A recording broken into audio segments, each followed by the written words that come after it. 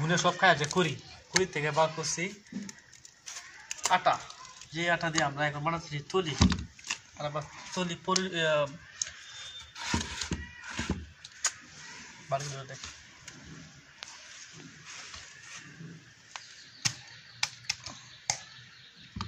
করি ভিতর যে গুনে খাই এলা না আটাটা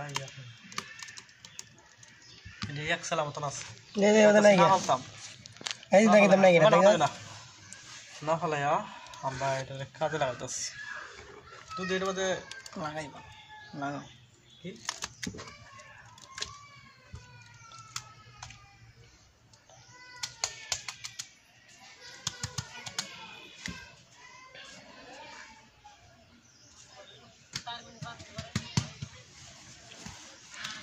আমরা একটা কাঁচা প্রস্তুত করতেছি, যেটা ন্যাচারাল, কোনো ইয়ে নেই, প্লাস্টিক না।